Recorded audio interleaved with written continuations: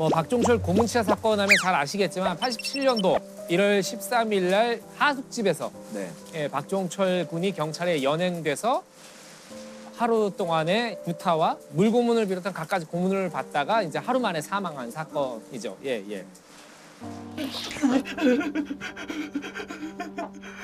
종철아, 종훈이 어디 있어?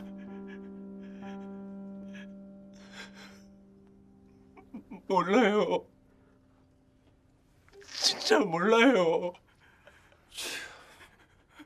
살려주세요. 몰라요. 일어나. 살려주세요. 그만 새끼야. 가자. 아니에요. 1월 14일 날, 87년 1월 14일 날 오연상이라는 의사분이 예, 중대 용산병원에서 이제 근무를 하고 계셨어요. 이분이 호출이 와서 갔더니 환자가 발생한 것 같으니까 빨리 이제 가서 응급 치료를 하라고. 이제 그 얘기를 듣고 갔던 곳이 바로 그 유명한 남영동 대공분실. 예, 유명한 남영동 대공부실. 그렇죠. 수많은 이제 고문과 불법 수사가 자행됐던 곳인데 어찌 보면 참 우리 역사에서 되게 뼈아픈 부분들을 담고 있는 게 이 건축물 자체가 고문에 최적화된 건물이에요.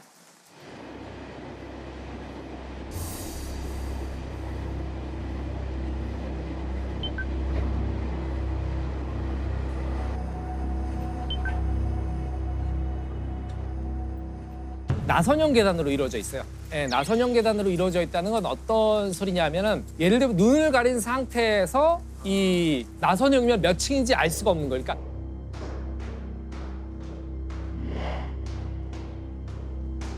그리고 또 하나가 뭐냐면 가혹 수사를 자행하다가 그 수사관들끼리 이 자식 안 되겠네. 지하실로 데려가. 그리고 나선형 계단을 이제 눈을 가리고 데려가는 거예요. 남영동 대공부실 그 건물에는 지하실이 없어요.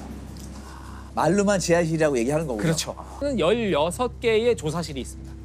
16개의 조사실이 있는데 이쪽에 이제 문이 있으면 이쪽 방은 이렇게 있고 그러니까 다 이렇게 엇갈리면서 지그재그로. 왜냐하면 고문 받는 사람이 혹시 문이 열렸을 때 저쪽 방의 고문 상황을 못 보게 만든 거죠. 그리고 이 방 문을 열게 되면은 희미한 불빛 아래서 이제 폐쇄적인 고립감을 극대화시켜서 이제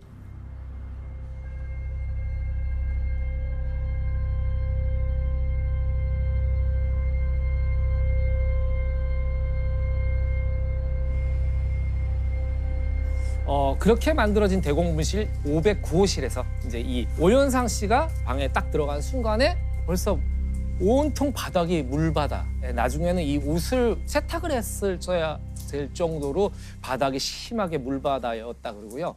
박종철 군 대학생, 젊은 대학생이 온몸에 물이 흠뻑 젖어 있는 상태로 이제 누워 있었다는 거예요. 갔더니 경찰관들이 어떻게 얘기했냐면 이 친구가 우리한테 조사를 받다가 너무 전날 먹은 술에 갈증이 나서 계속 물을 달라고 해서 물주전자를 갖다 줬더니 몇 주전자를 먹더니 갑자기 쓰러졌다.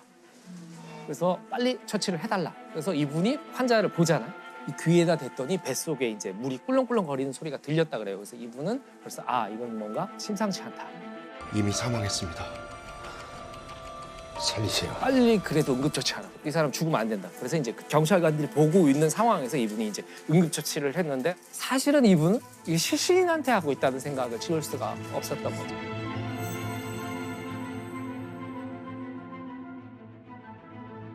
고문을 하다가 사망케 했다면 왜 외부인을 증인을 사실 그러니까. 불러들이는 거잖아요. 범행 장소로. 그러니까 왜 그렇게 했을까라는 의문점이 났는데 이 오연상 씨의 증언에 의하면 분명히 이 수사관들이 가장 가까운 응급치료를 할 수 있는 중대병원까지 의사를 부르러 가기 전까지만 해도 박종철 여사가 살아있었던 거죠. 본인들이 보기에도 사망한 상태였다고 생각하면 절대로 외부 의사를 부르지 않죠. 안 했을 것이다. 이걸 살리라고 이제 의사를 불러온 거죠. 그래서 보면- 세상에 나올 수 있었다. 그렇죠. 얘기를 들어보니까 이제 그 경찰관들은 왜 그렇게 행동했느냐. 죽었는데 왜 갑자기 막 이거 살려야 된다 막 이렇게 했냐면은 일단 기본적으로는 위에서 계속 지침이 내렸대요. 제발 조금만 자중하자. 눈치 봐가면서 해. 뭐 이런 식이 된 거예요. 근데 직전에 부천서 성고문 사건이 있었는데 맞아요. 그 사건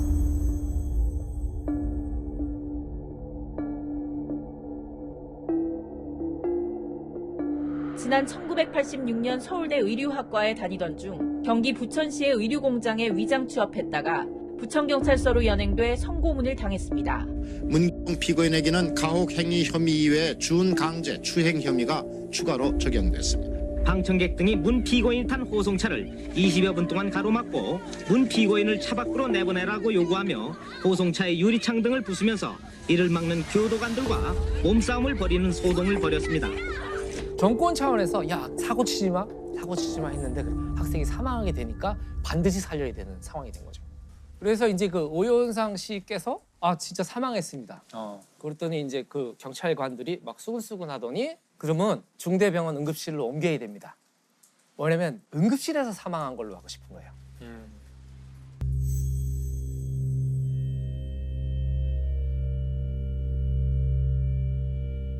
이 형사들은 계속 이제 시신을 어떻게든 끌어내려고 하는 와중에 저쪽 방에 있는 전화기가 보였대요. 그래서 오윤상 씨가 병원에 이제 전화를 해서 지금 시신이 갈 텐데 절대로 응급실로 들이지 말고 영안실로 데려가라.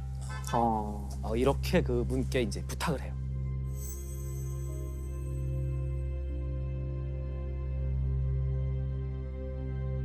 아니 이거 딱 봐도 시신 같은데 왜 응급실로 가냐? 영안실로 가야 된다고. 그래가지고 경찰관들이 응급실로 가지 못하고 시신을 경찰병원으로 다시 이동을 합니다. 사실은 여기서 역사의 변곡점이 첫 번째로 이루어진 거죠. 그러면은 이미 죽은 상태에서 간다라는 게 알려지죠. 그렇죠. 굉장히 용기를 발휘한 거네요. 그렇죠. 진짜 목숨 걸고 한 사실 거네요. 그거 좀 무서운 사람들이잖아요. 무서운 사람들이죠. 그리고 봤잖아요. 이 무시무시한 공간에서 그런 일들이 벌어졌다는 걸 알고. 그리고 이제 이 사건이 경찰은 물론이고 검찰에도 알려져. 아주 은밀하게 알려져요. 중앙일보의 신성호 기자라고 계셨어요. 검찰청에 왔다 갔다 하시잖아요. 그 기자분들이. 근데 갔는데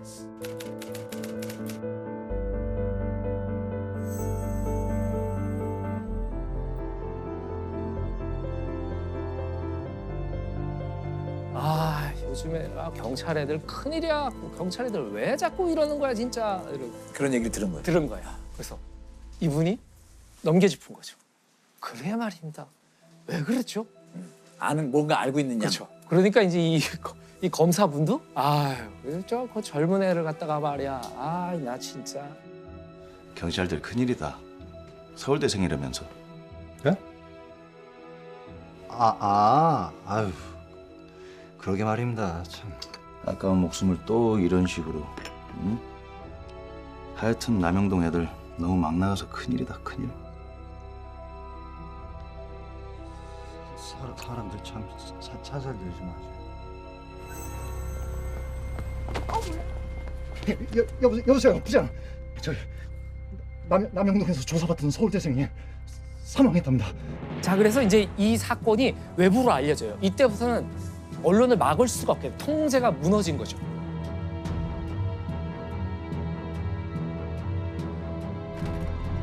여보세요. 저 기사 봤습니다. 네? 아니 이거 팩트잖아요. 팩트고 나발이고 도도지지 먹겠다고 지금 아주. 너 영화방에 들어가서 꼼짝하지 말고 있어. 운발이 되면서 잡히면 넌 맞아주마. 뭐야 이 새끼야. 나와. 따라와. 너이 새끼야.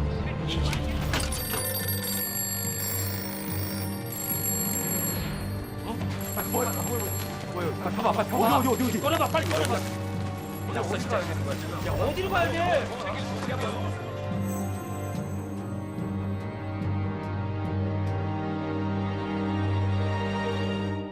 흥분한 수사관이 책상을 팍 하고 치니까 억 하고 쓰러지더랍니다. 말도 안 되는 얘기를 하니까 이제 더 끌어올랐던 거죠. 언론사에서 앞다퉈 취재 경쟁을 벌입니다. 이 거만을 했던 의사 오연상 선생한테 이 기자들이 찾아옵니다. 한 사람은 남아서 요 앞에 계속 지키고 있더라고요. 그러면서 말로는 귀찮게 구는 사람들이 있을까 봐 이제 보호하겠다 그렇게 얘기를 했지만은 뭐 감시죠. 그 앞에서 계속 대기하고 있었는데 화장실을 갔다가 어떤 젊은 분이 와가지고선 물어보시더라고요. 화장실 너무 오래 기다렸어요. 바닥이 물로 흥건했습니다. 욕조가 있었고요. 하에선 수포음도 들렸습니다. 그러니까 물고문이라고 얘기하진 않았어요. 이분은 본 대로 들은 대로 이야기를 이제 한 거죠. 그리고 이제 오윤상 씨는 이 얘기를 하고 16시간 동안 조사를 받습니다. 예, 좀 이렇게 혹시나 학생 때 운동권이셨습니까? 아니요, 저희 집은 굉장히 보수적인 집안이고 저 역시 정치적으로 보수적인 사람이었습니다. 그런데 왜 그렇게 용기를 내신 거죠? 그 얘기를 하시는 거예요. 나는 의사고, 그렇죠, 본대로 이야기해야 되는데 이걸 은폐하라는 게 자기 눈앞에서 보이니까 뭔가 솟구쳐 오른 거죠.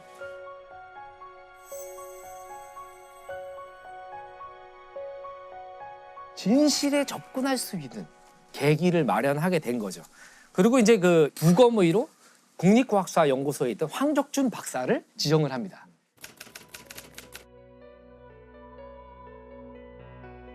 경찰병원에서 보통 이제 부검을 실시했대요.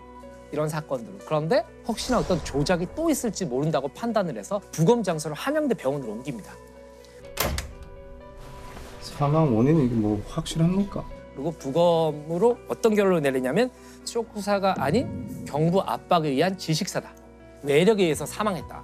지금 내가 얘기하는 이 부검 소견을 그대로 전달해달라 라고 얘기하고 황적준 박사는 치안본부장한테 다시 불려가죠.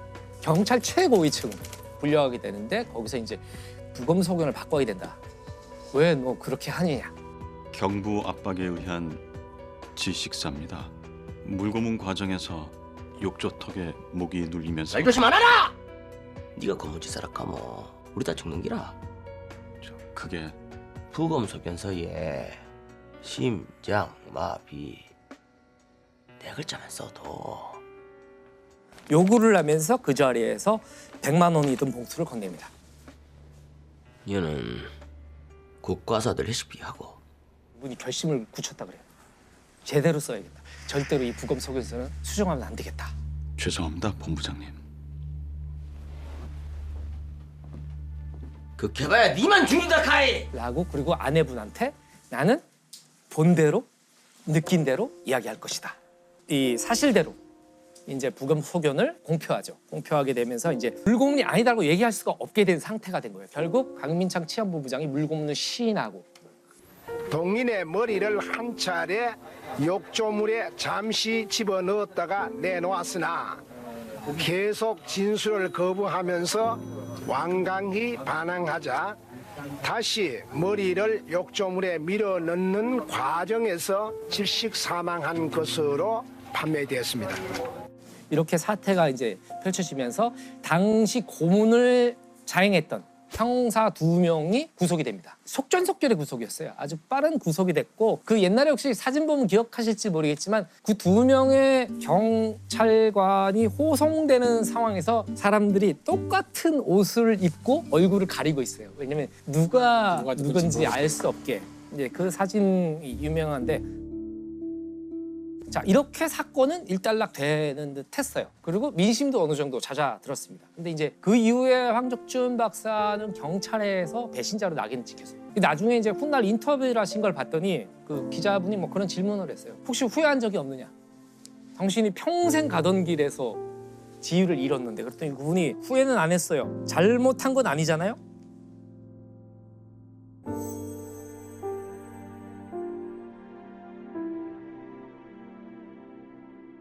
사실 대반전을 이루게 되는 사건이 지금부터 펼쳐지는데 박종철 군 고문치사 사건에 가담한 경찰관은 이미 구속된 2명 이외에 3명이 더 있었던 것으로 검찰 수사 결과 드러나가지고 또 충격을 안겨줬습니다.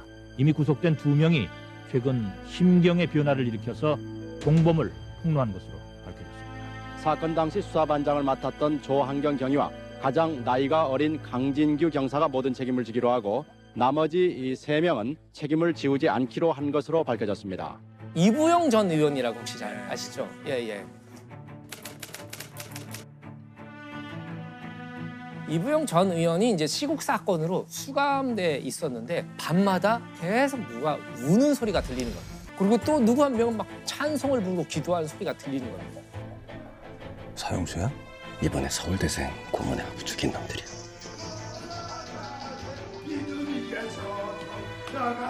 나가세 의심 버리고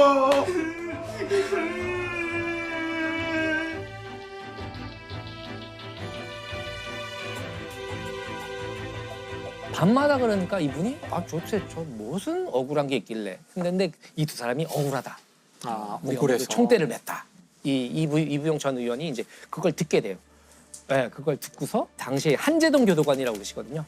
이부용 의원을 굉장히 마음 깊이 존경하던 이부용 의원이 이 밝혀지지 않은 범인들의 이름을 거기다 받아 적습니다. 그리고 이걸 다시 한재동 교도관에게 전달합니다. 이걸 세상에 알려다오. 네. 고 박종철 군 고문치사 사건의 진상이 은폐, 조작되었다. 박종철 군을 직접 고문하여 죽음에 이르게 한 범인은 2단 5과 2개, 학원분과 1반, 경위 조한경, 2개 1반, 경장 이정호, 2개 1반, 경위 황정웅, 2개 1반, 경사 반금곤, 2개 5반, 경사 강진규.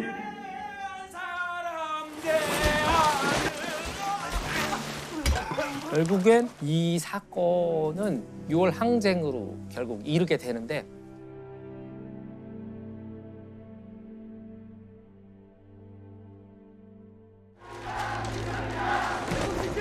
안겨라요! 군사롭게 끝장내자! 끝장내자! 끝장내자! 모든 점은 몰아내자! 한칸만에 당겨낸다! 군사롭게 하거라!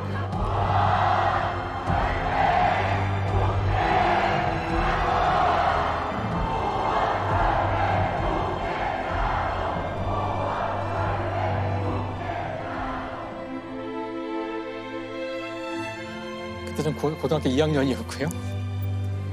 국기 하강식 할 때 애국가를 울리게 되는데 6월 10일 날 오후 6시 애국가를 울리는 게 그때 시민운동의 그 신호였어요. 애국가가 울리면 모든 사람들은 자동차 클락션을 울리고 맞아요. 고함을 치고 박수를 치고 하라는 게 행동 지침이었는데 근데 그때 제가 맡은 일 중에 하나가 국기 하강식을 책임지는 거예요. 네. 그날 이제 오전에 선생님이 저를 부르더니 너 오늘 저녁 때 뭐 데모한다는 거 알고 있지? 그래서 저도 들어서 알고 있고 그게 좋은 일이란 것도 알고 있었죠. 고등학교 2학년 학생이지만 오늘 애국가 틀지 마. 그러니까 이제 지침이 내려온 거예요. 애국가를 트는 모든 곳에서는 틀지 말라는 거예요. 그게 신호니까. 마음에 저는 이제 틀어야 되는데 이게 막 무서운 거야. 무섭죠. 하루 종일 이제 공부도 안 되고 혼자 막 고민을 하루 종일 이제 고민하다 결국은 이제 그 방송반 부장을 만나서 야, 오늘 틀지 마. 근데 그게 얼마나 그 마음에 그 어린 마음에 한이 되든지 야, 나는 여기서 하나도 기여를 못 하는구나 바보같이 이제 그랬던 기억이 나요 사실. 누구나 몸소 깨우치는 윤리와 정의감이라는 게 분명히 있을 거라고 생각을 해요. 그래서 제가 이제 이 이야기를 돌이켜보면서 생각을 해봤는데 또 교도관분도 만나 뵙고 이부영 의원도 만나 뵙고 다 뭐지? 직업 윤리와 상식이었다. 그러니까 원칙이라는 게 있는 거죠. 원칙, 네. 그렇죠. 의사는 본대로 기록하고 부검의는 부검한 대로 각자가 상식에 의거해서 판단하고 상식에 의거해서 행동했기 때문에 지금 상식이 통용될 수 있는 사회가 된 것이 아닌가 그런 생각들을 합니다.